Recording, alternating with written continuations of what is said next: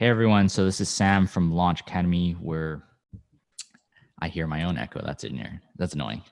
This is Sam from Launch Academy. I'm the head of programs here at Launch Academy. We're in Vancouver. And I have with me here Rachel Burns from New Ventures BC. So pay close attention to this webinar today. As always, if you have questions, there's a Q&A box that you can type into. But Rachel's going to be talking about how you can save some money. So first of all, Rachel, thanks for coming on. Could you tell us a little bit about yourself, what New Ventures BC does, and ISI? What does this new acronym stand for? Yeah, totally. Thanks so much, Sam, for having me. My name, as he said, is Rachel. I'm at New Ventures BC. We're a nonprofit, and we've been around for about 19 years. We're best known for the New Ventures competition, which helps early stage venture companies, tech companies. And it is a competition that's been running for 19 years, giving away $250,000 in cash and prizes. But yeah, so we're here today to talk about this ISI grant program. ISI is a weird acronym. It's like Innovative Skills Initiator Program. And but yeah, basically what you can do is get up to $10,000 a year to hire post-secondary students to help grow your startup. So you can get up to 2 grants per year of $5,000 each. And so you can hire either 2 different students, or you can hire 1 student for 2 grants. And yeah, so that's why I'm here today. So I'll take you through an overview of kind of how the grant program works. And yeah, so here's the agenda for today. So as I mentioned, we'll talk a little bit about New Ventures BC, the grant approval process overview, some common questions and answers that we get a lot, and then we'll take questions from you. So that's how it'll go. And thank you so much for joining me today. And I look forward to answering any questions you have at the end of my little spiel here. So as I said, New Ventures BC, we're non-for-profit, and we've been running the New Ventures competition for 19 years. We also run a distance venture acceleration program. So that's just a virtual over Skype or phone mentorship program across BC.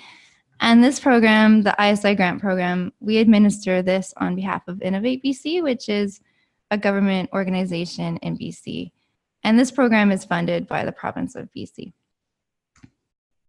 So this might look confusing, this kind of flow chart here, but I'll just kind of break down the aspects of the program. It's actually not that complicated. It's pretty quick to apply, but we'll just kind of go over each little step. So basically, if you want to think about eligibility first, that would be the first step. So it's open to any tech company that has an office in BC. So if you have a tech company in BC, great, you're already eligible. The other eligibility is if you have a nonprofit with a tech focus in BC.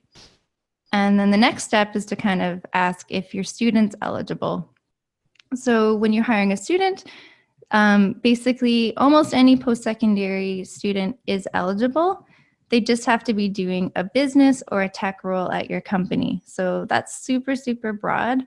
So tech could be anything like taking on a software engineering role. They could be doing like a specific research role in a lab, or they might be doing a business role. So maybe you need a business analyst, you need a marketing specialist, you need someone to design your website. All of those roles are valid. So you can hire a student to do one of those roles. So great. So you kind of think you're eligible, your student's eligible, you have a student you want to hire. Then you just have to go to our portal. You just go to our website, and then you can log in and you can start your application process. When you start the application process, you'll just fill in a few questions. We don't ask too many questions. We want to make it really easy for you. We basically just ask you to kind of think about how much you'll pay your student, how many hours they're going to work for you, and how long the term is going to be. We break it into kind of school semesters that you apply for, but this grant is very flexible, so that's something to keep in mind. If you only need a student for a month, that's okay. If you need them for 8 months, that's also okay. You could apply for 2 grants for that. So we try to keep it easy for startups, and we have in mind also that we want students to be able to have a flexible schedule because we know they're busy with school. So that's another thing too. There's no minimum hours the student has to do. You agree with the student what works for you, and then you apply for what works. The student has to fill in a little bit of an application form. It's pretty short. Basically, we just have to see that they are actually enrolled in school. So That's the one thing we ask. The student has to be enrolled in school in BC. It doesn't have to be a full program, but they have to be enrolled in at least a course while they're with you. Typically, we see students, maybe they're an undergrad student, so they're in university. They could be off for the summer. They could be working part-time for you, or maybe they're doing an internship. So those things are all okay. They could be at a private school. So in Vancouver, for example, there's a lot of private schools that have coding offered. That's okay. As long as the program they're doing is the full length of the time they're working with you, then it's covered. And so just let me jump in there with a quick sure. question is, so that it's good to know that a lot of, I guess what you call accredited boot camps are also applicable. I think there's a big list on your website. I don't think we can go through all of them, but timeline wise, what are they supposed to be in them? Because some of the programs are full-time, right? So if they're working for a startup full-time, but they're also in a program, what kind of constitutes being in a program? Like, would they have, like, if they graduated from like our friends at Lighthouse Labs, for example, are they still applicable, or it's only during when they're in the Lighthouse Labs boot camp that's 2 months or something that they can apply, or like kind of walk me through what that means? Yeah, for sure. That's a really good question. So with that example, they would have to be at Lighthouse Labs as a student while they are working for the startup. So unfortunately, they can't get the grant after they've graduated. So they can't, go through the coding camp, graduate, and then work for a startup and get the grant.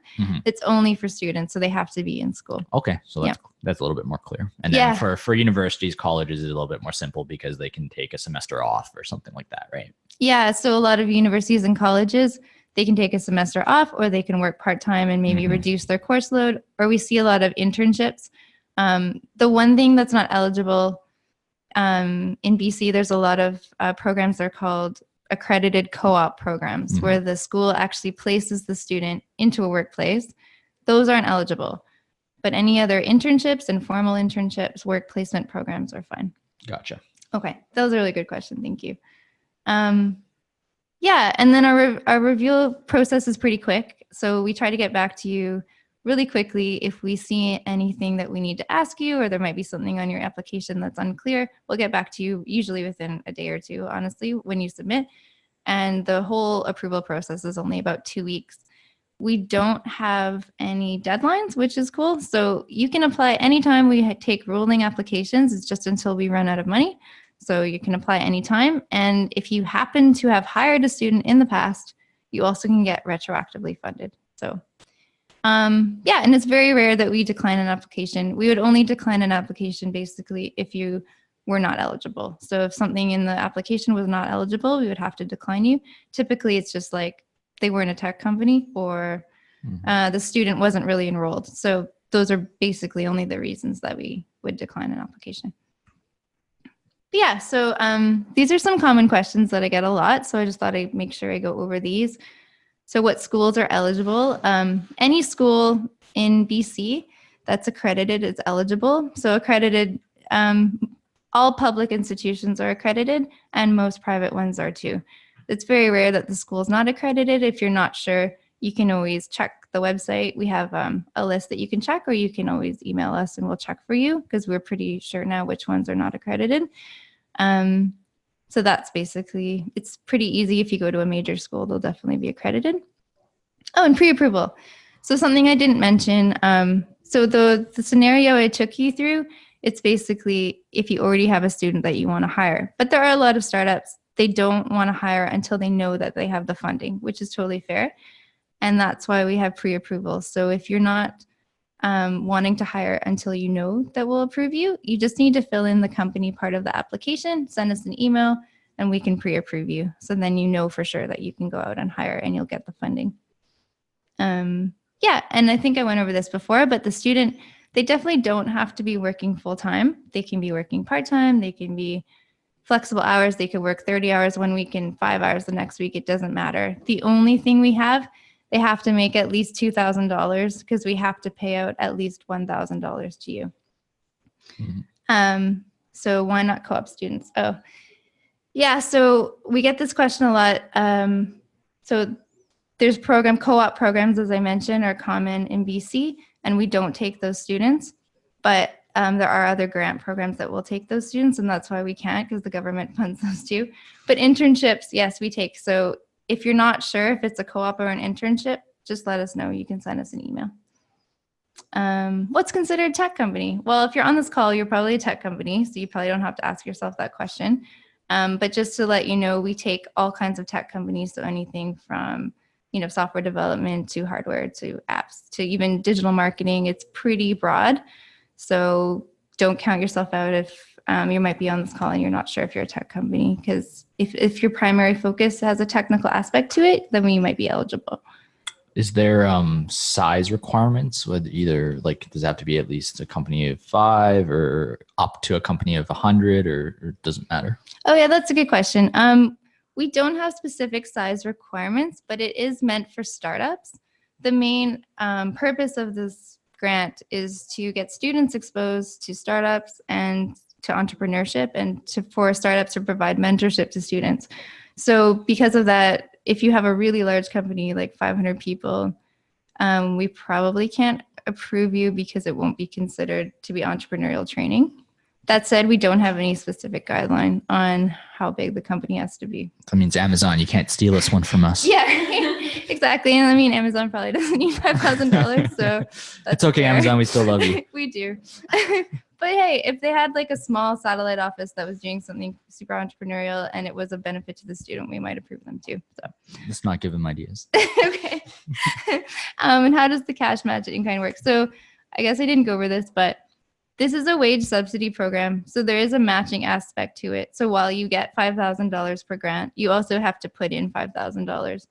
So basically, say your student is making $10,000 for the summer, then you would put in 5 and we would put in 5. If your student was only making 6,000, you could put in 3 and we could put in 3. So it's pretty much a 50-50 split.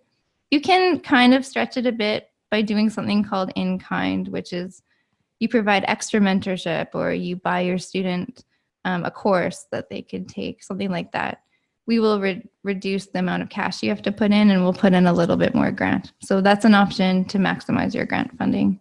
And I think, yeah, that's a common thing that people do. Mm-hmm. And laptops and stuff like that too, right? Yeah, for sure. If you have to buy your student a laptop, the only caveat with that is the student has to be able to keep the item. Gotcha. So, yeah. Makes sense. For sure. So it can't just be for the office. Mm-hmm. But it could be desk space. So if you have to pay, like, say you're renting a co-working space, that would count as in kind.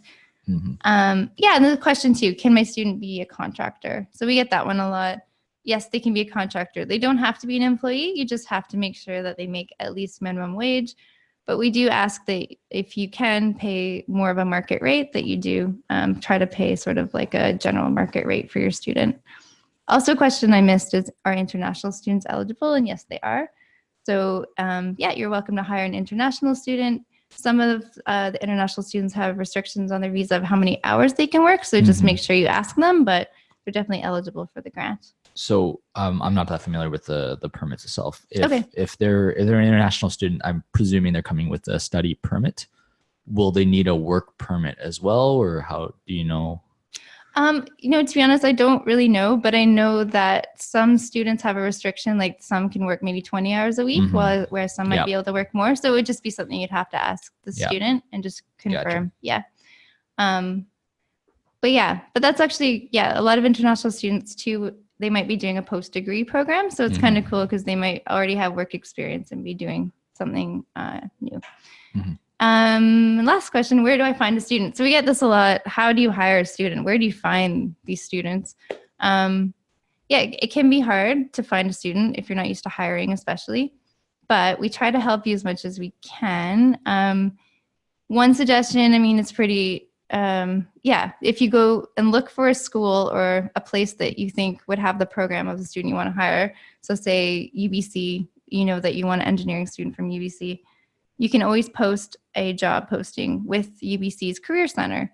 And if there is a school that you're interested in, you can contact us. We have a lot of Career Center contacts, and we can actually put you in touch with them, because sometimes they even know of students that are looking for jobs, or they can help you write the job posting. So that can be helpful.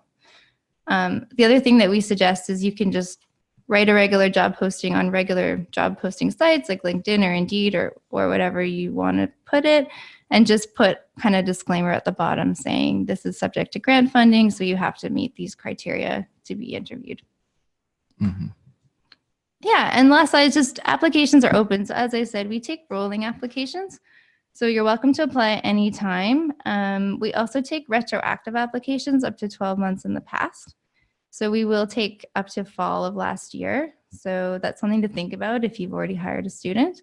You can just get some money back, which is pretty sweet. Yeah, and we have guaranteed funding till April 30th of 2020. So yeah, we're hoping for an extension as well, but for now, that's what we've got. And just anecdotally, we've had a lot of positive feedback from this program, just like that it's easy to fill in, that it's, response time is quick, you get your approval pretty quick.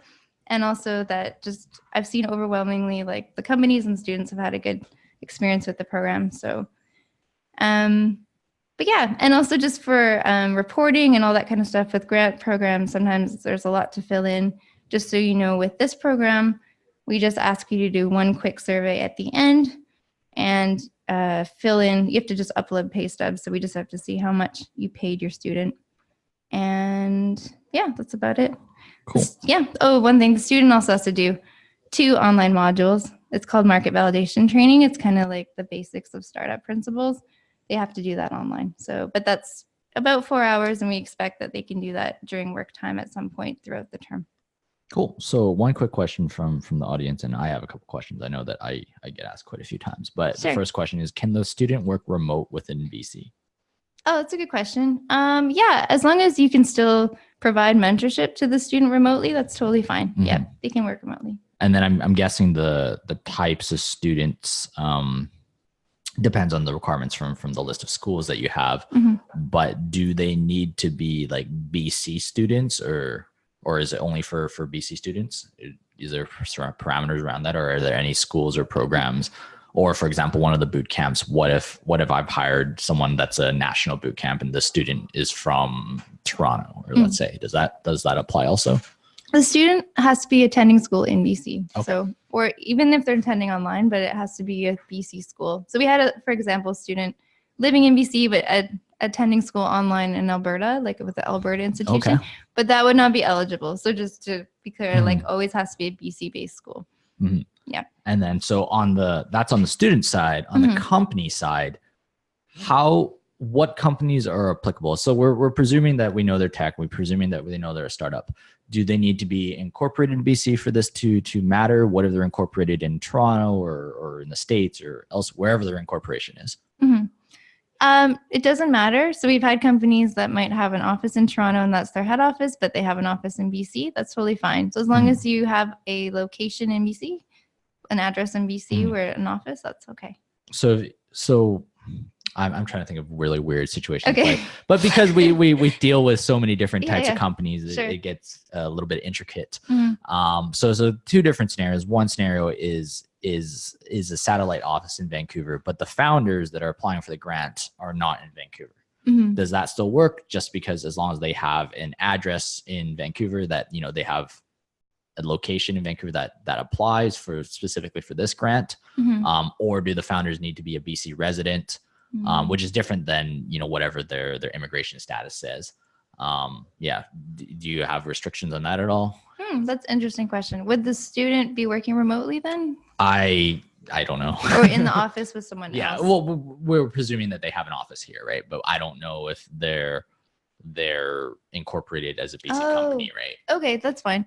Yeah, as long as the student is working in BC and the work is taking place in BC, that's okay. And the company is based in BC. The founders could be elsewhere, but again, mentorship is a component of the program. Mm-hmm. So just as long as they can still, or someone is providing mentorship to the student, it doesn't have to be the CEO. Gotcha. Yeah. And for the students, and generally for those that don't take part in student grants, like a big part of it is it's giving experience to the student. Mm-hmm. So what they're doing, the experience, the mentorship that they get is a big component of why these government programs exist.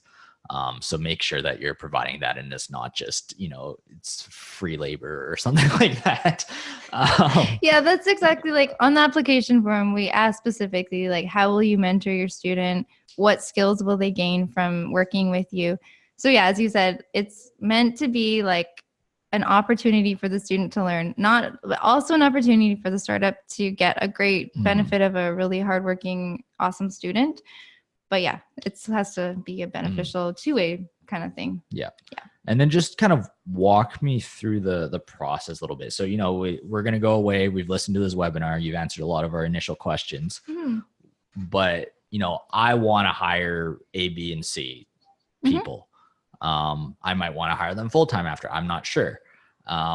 Where do I go from here? Because I think it can feel a little bit overwhelming when it's like, okay, well, now I got to look up these schools. I got to look up different roles. I got to write job descriptions. Like, you've worked with a bunch of companies over the last couple of years. Like, can you walk me through some of the general process of how companies go through this from not start to finish, but, just getting it going to the point where they're fully applicable in the program and they're working with their students? Yeah, for sure. That's a good question. It can go two ways. So a common way for startups is the pre-approval route. So it's more like they check that they're eligible. They fill in the application form. So they get an idea of like how much they can afford to pay a student, what role they want them to do, and then get pre-approved and then go out and try to hire. So that's a common route. Another one would be, there's actually a few scenarios. The other one would be the startup has already hired a student and then now they're applying for the grant. And that's an important thing to note is, say I hired a student on September 1st, but I don't get around to applying till October 1st. That's okay. We can give you the funding all the way back to September 1st.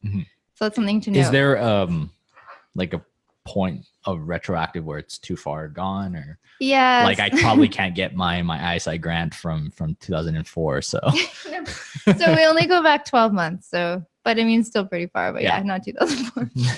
And then another scenario, actually, if a student was already working for you, you still can apply. Okay. So it doesn't have to be a new hire. So that actually happens too, where someone might be a student in the company and already have been hired, and then you can take advantage of this grant. Yeah. And then I think two more questions. One is there like a cap amount? I can't remember if we mentioned that earlier in the webinar. Is there like a total limit? Is it up to? And I know you mentioned minimum is 1,000. What's the upper limit? For sure. So per grant, it's 5,000, and you can get 2 5,000 grants per year. Gotcha. So you could use both of them for one student for like a maximum of 8 months, or you could get 2 students at the same time, 2 grants. It's up to you. And then so each grant only lasts for 4 months. Is that right? That's the max. I mean, we are flexible though. So they all kind of go in terms, but we're flexible. So I've had scenarios where someone hired a student and their term is 4 months, but the student couldn't work very much because they had a personal issue or something like that. And we're able, like, we can extend it a little bit, or we'll make amends. Like, we're trying to be very flexible because we understand startups and student both require a lot of flexibility. So, yeah. And then so to get started, I think, I think, should they contact you directly? Should they apply first? How can we get the ball moving? Yeah, for sure. The easiest way to get started is visit our website. So this is the URL here. I've just put up on the slide. So if you go to newventuresbc.com, and then it's this Accelerate ISI, you can get started there. So we have a program page there. You can look through the guidelines, and then you can also just directly apply on the portal. That said, if you kind of listen to this webinar and you have specific questions that might not be answered here, or you think of something later, you can always email us at Hire a Student. We'll get back to you super quickly. You can call our office anytime, or you can hit us up on social media too. That's a nice Twitter handle. It's very short. It's very short. I'm jealous. Yeah, it is really short. Cool. So thank you so much, Rachel, for coming by. Thank you. I know a lot of people are going to be listening to the recording on this later as well. So if you do have questions, make sure, take the screenshot of this, hire a student at newventuresbc.com if you have specific questions, or you can, go old school and call in. I bet still a bunch of people do that despite Definitely. it being a tech program, right? Yeah, definitely. So yeah, like if this was helpful to you, make sure you can let them know that you watched this webinar on Twitter, Instagram, or whatnot. Do you have any final words or for anybody that may be listening? Oh, no, just thank you so much for listening today. And we're super happy to answer your questions. So no question is too ridiculous or small or like silly. We will answer any question, and we're always happy to hear from you. So reach out if you have any questions. Awesome. Thank you very much, Rachel. Thanks, Sam. Appreciate it. Thank you.